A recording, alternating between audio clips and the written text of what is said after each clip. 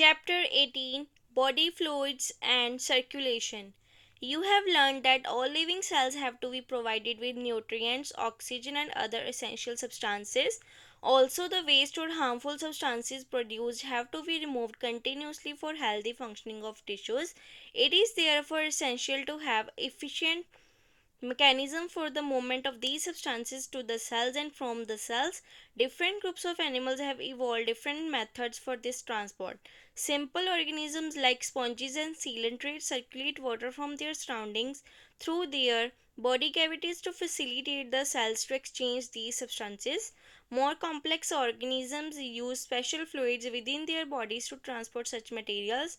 Blood is the most commonly used body fluids by most of the higher organisms, including humans. For this purpose, another body fluid, lymph, also helps in transport of certain substances. In this chapter, you will learn about the composition and properties of blood and lymph, and the mechanism of circulation of blood is also explained herein. Blood is a special connective tissue consisting of a fluid matrix, plasma, and formed elements.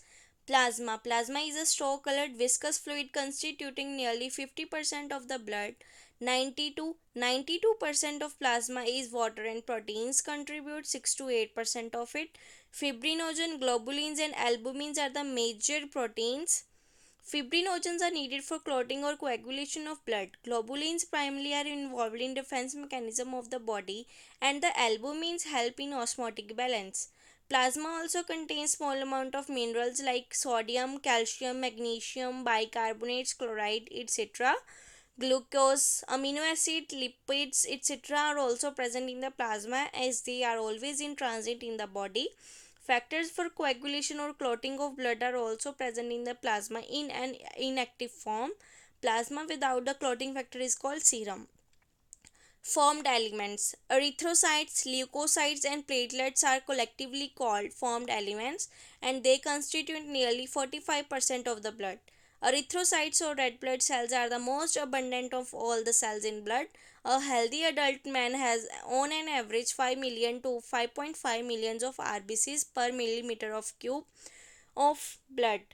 RBCs are formed in the red bone marrow in the adults. RBCs are devoid of nucleus in most of the mammals and are biconcave in shape. They have a red colored iron containing complex protein called hemoglobin, hence the color and name of these cells. A healthy individual has 12 to 16 grams of hemoglobin in every 100 milliliter of blood. These molecules play a significant role in transport of respiratory gases. RBCs have an average lifespan of 120 days, after which they are destroyed in the spleen, that is graveyard of RBCs. Leukocytes are also known as white blood cells as they are colorless due to the lack of hemoglobin. They are nucleated and are relatively lesser in number, which averages 6,000 to 8,000 millimeter cube of blood. Leukocytes are generally short-lived. We have two main categories of WBCs: granulocytes and agranulocytes. Neutrophils, eosinophils, basophils are different types of granulocytes, while lymphocytes and monocytes are the agranulocytes. Neutrophils are the most abundant cells, 60 to 65% of the total WBCs, and basophils are the least, 0.5 to 1% among them. Neutrophils and monocytes, 6 to 8%, are phagocytic cells which destroy foreign organism entering the body. Basophils secrete histamine, serotonin, heparin, etc. and are involved in inflammatory reactions. Eosinophils, 2 to 3%, resist infections and are also associated with allergic reactions. Lymphocytes, 20 to 25%, are of two major types, B and T forms. Both B and T lymphocytes are responsible for immune responses of the body. Platelets, also called thrombocytes, are cell fragments produced from megakaryocytes, special cells in the bone marrow. Blood normally contains 1,50,000 to 3,50,000 platelets per millimeter cube. Platelets can release a variety of substances, most of which are involved in coagulation or clotting of blood. A reduction in their number can lead to clotting disorders, which will lead to excessive loss of blood from the body. Blood groups. As you know, blood of human beings differ in certain aspects, though it appears to be similar. Various types of grouping of blood has been done. Two such groupings, the ABO and RH, are widely used all over the world. ABO grouping. ABO grouping is based on the presence or absence of two surface antigens, chemicals that can induce immune response on the RBCs, namely A and B. Similarly, the plasma of different individuals contain two natural antibodies, proteins produced in response to antigens. The distribution of antigen and antibodies in the four groups of blood A, B, AB, and O are given in table 18.1. You probably know that during blood transfusion, any blood cannot be used. The blood of a donor has to be carefully matched with the blood of a recipient before any blood transfusion avoid severe problems of clumping, destruction of RBC. The donor's compatibility is also shown in table 18.1. From the above mentioned table, it is evident that group O blood can be donated to person with any other blood group, and hence O group individuals are called universal donors. Person with AB group can accept blood from person with AB as well as other groups of blood. Therefore, such persons are called universal recipients. RH grouping. Another antigen, the RH antigen, similar to one present in rhesus monkeys. Hence, RH is also observed on the surface of RBCs of majority, nearly 80% of humans. Such individuals are called RH positive, and those in whom this antigen is absent are called RH negative. An RH negative person, if exposed to RH positive blood, will form specific antibodies against the RH antigens. Therefore, RH group should also be matched before transfusions. A special case of RH incompatibility has been observed between the RH negative blood of a pregnant mother with RH positive blood of the fetus. RH antigen of the fetus do not get exposed to the RH negative blood of the mother in the first pregnancy, as the two bloods are well separated by the placenta. However, during the delivery of the first child, there is a possibility of exposure of the maternal blood to small amount of Rh positive blood from the fetus. In such cases, the mother starts preparing antibodies against Rh antigen in her blood. In case of her subsequent pregnancies, the Rh antibodies from the mother Rh negative can leak into the blood of the fetus Rh positive and destroy the fetus RBCs. This could be fatal to the fetus or could cause severe anemia and jaundice to the baby. This condition is called erythroblastosis fetalis. This can be avoided by administering anti-Rh antibodies to the mother immediately after the delivery of the first child. Coagulation of blood. You know that when you cut your finger or hurt yourself, your wound does not continue to bleed for a long time. Usually, the blood stops flowing after some time.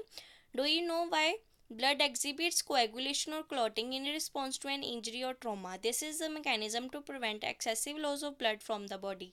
You would have observed a dark reddish brown scum formed at the site of a cut or an injury over a period of time. It is a clot or coagulum formed mainly of a network of threads called fibrins in which dead and damaged formed elements of blood are trapped.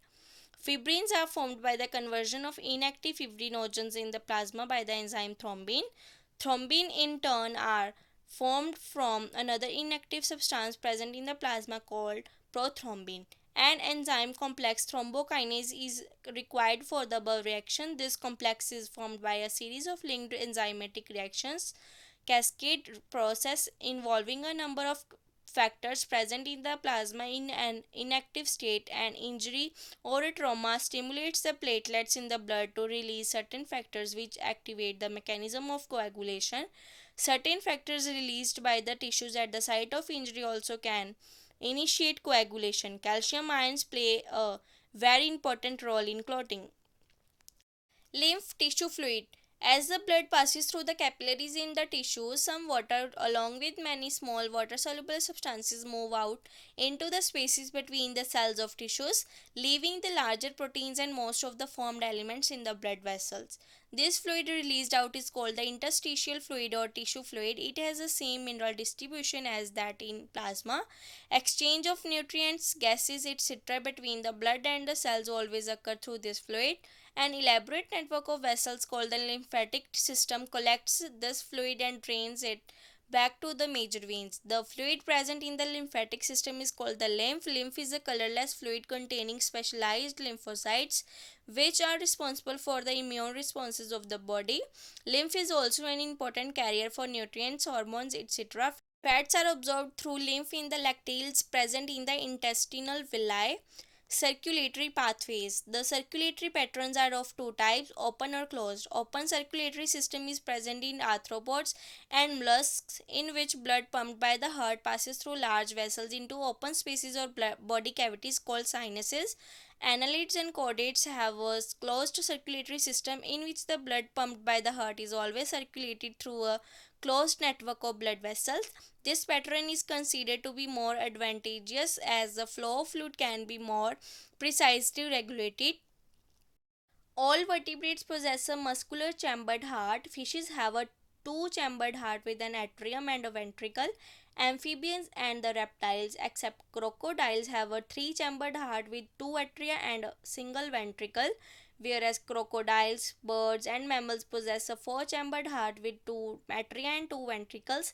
In fishes, the heart pumps out deoxygenated blood, which is oxygenated by the gills and supplied to the body parts, from where deoxygenated blood is returned to the heart, single circulation. In amphibians and reptiles, the left atrium receives oxygenated blood from the gills or lungs or skin, and the right atrium gets the deoxygenated blood from other body parts. However, they get mixed up in the single ventricle, which pumps out mixed blood in complete double circulation. In birds and mammals, oxygenated and deoxygenated blood received by the left and right atria respectively passes on to the ventricles of the same sides. The ventricles pump it out without any mixing up, that is, two separate circulatory pathways are present in these organisms, hence these animals have double circulation. Let us study the human circulatory system.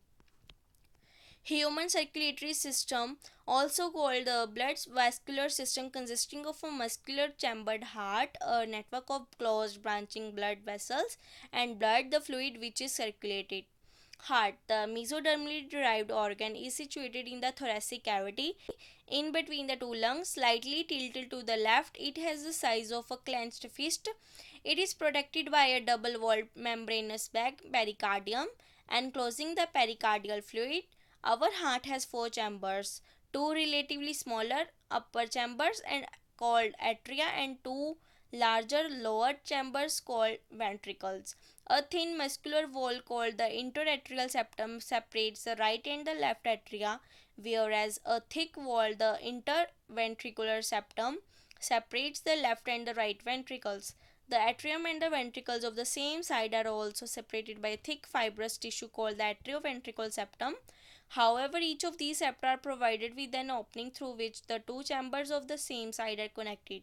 The opening between the right atrium and the right ventricle is guarded by a valve formed of three muscular flaps or cusps, the tricuspid valve, whereas a bicuspid or mitral valve guards the opening between the left atrium and the left ventricle. The opening of the right and the left ventricles into the pulmonary artery and the aorta respectively are provided with the semilunar valves. The valves in the heart allows the flow of blood only in one direction, that is from the atria to the ventricles and from the ventricles to the pulmonary artery or aorta. These valves prevent any backward flow. The entire heart is made up of cardiac muscles. The walls of ventricles are much thicker than that of the atria.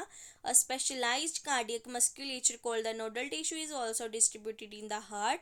A patch of this tissue is present in the right upper corner of the right atrium called the sinoatrial node, SAN. Another mass of this tissue is seen in the lower left corner of the right atrium close to the atrioventricular septum called the atrioventricular node, AVN. A bundle of nodal fibers, atrioventricular bundle, AV bundle, continues from the AVN, which passes through the atrioventricular septa to emerge on the top of the interventricular septum and immediately divides into a right and left bundle. These branches give rise to minute fibers throughout the ventricular musculature of the respective sides and are called Purkinje fibers. These fibers along with right and left bundles are known as bundle of His. The nodal musculature has the ability to generate action potential without any external stimuli. that is, it is auto excitable. However, the number of action potential that could be generated in a minute vary at different parts of the nodal system. The SCN can generate the maximum number of action potential, that is 70 to 75 per minute, is responsible for initiating and maintaining the rhythmic contractile activity of the heart. Therefore, it is called the pacemaker. Our heart normally beats 70 to 75 times in a minute, averages 72 beats per minute. Cardiac cycle. How does the heart function? Let us take a look. To begin with, all the four chambers of the heart are in a relaxed state, that is, they are in joint diastole. As the tricuspid and bicuspid valves are open, blood from the pulmonary veins and vena cava flows into the left and the right ventricle respectively through the left and right atria. The semilunar valves are closed at this stage.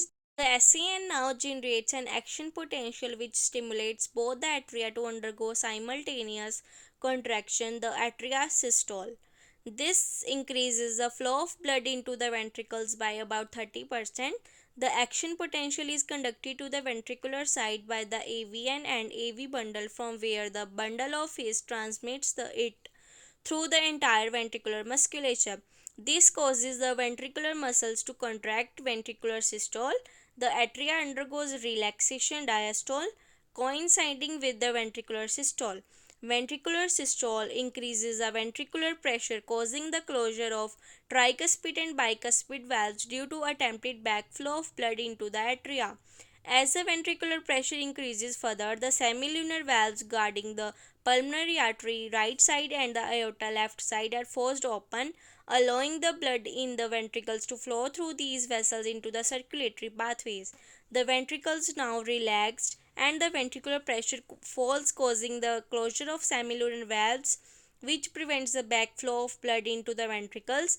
As the ventricular pressure declines further, the tricuspid and bicuspid valves are pushed open by the pressure in the atria exerted by the blood which was being emptied into them by the veins. The blood now once again moves freely to the ventricles. The ventricles and the atria are now again in a relaxed state as earlier. Soon the SCN generates a new action potential and the events described above are repeated in that sequence, and the process continues. This sequential event in the heart, which is cyclically repeated, is called the cardiac cycle, and it consists of systole and diastole of both the atria and ventricles. As mentioned earlier, the heart beats 72 times per minute, that is, that many cardiac cycles are performed per minute. From this, it could be deduced that the duration of the cardiac cycle is 0.8 seconds. During a cardiac cycle, each ventricle pumps out approximately 70 milliliter of blood, which is called the stroke volume. The stroke volume multiplied by the heart rate gives the cardiac output. Therefore, the cardiac output can be defined as the volume of blood pumped out by each ventricle per minute, and averages 5000 milliliter or 5 liters in a healthy individual.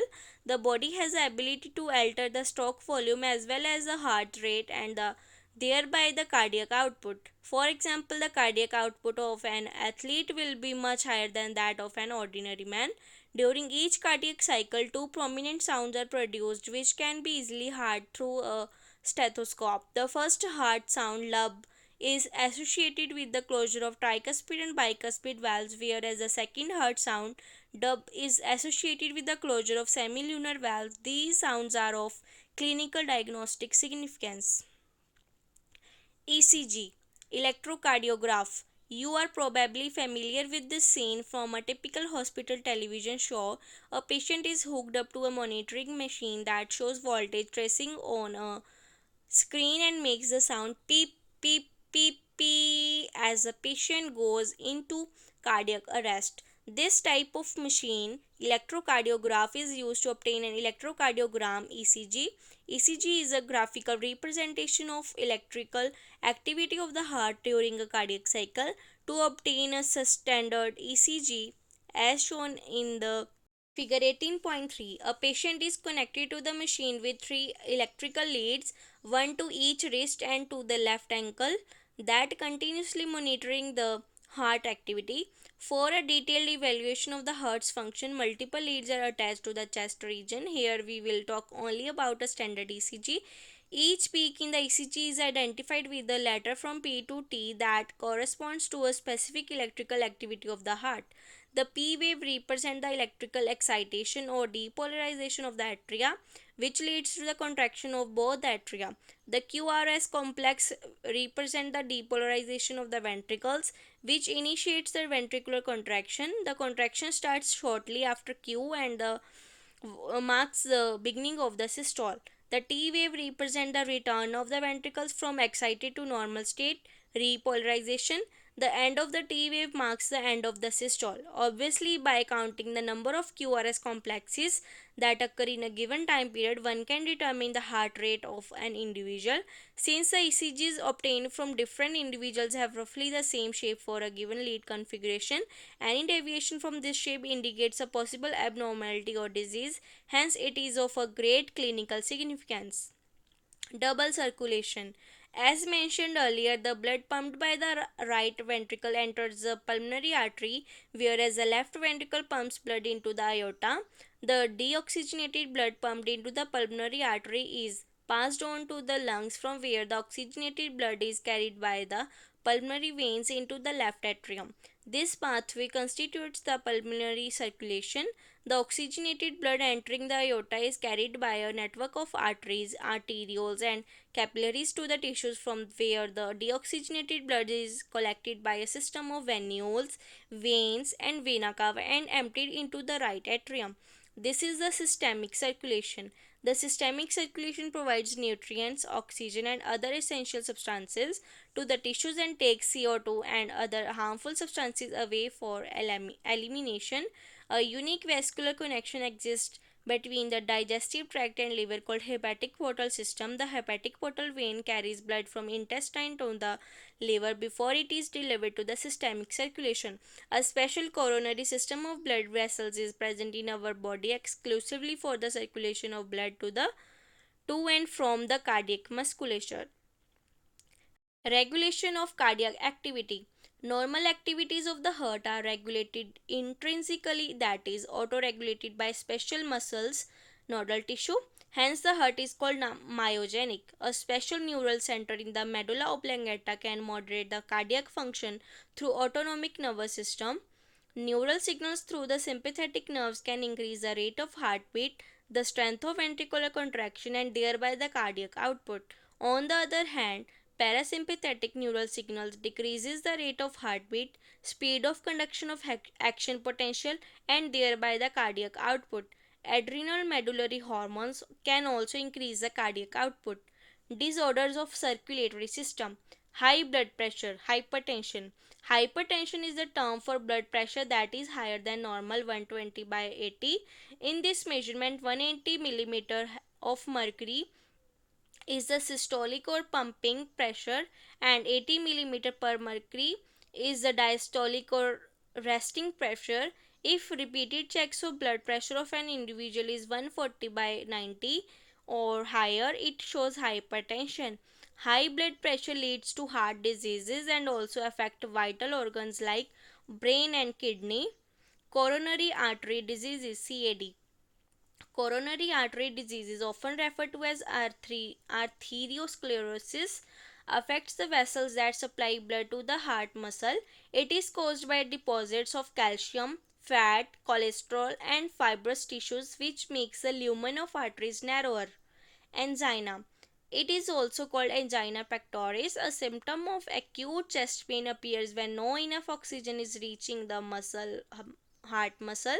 Angina can occur in men and women of any age, but it is more common among the middle-aged and elderly. It occurs due to conditions that affect the blood flow.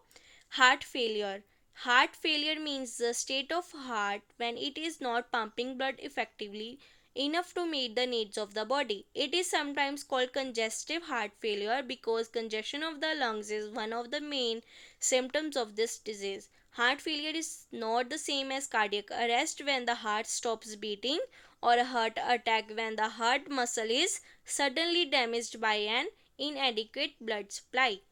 Thanks for watching.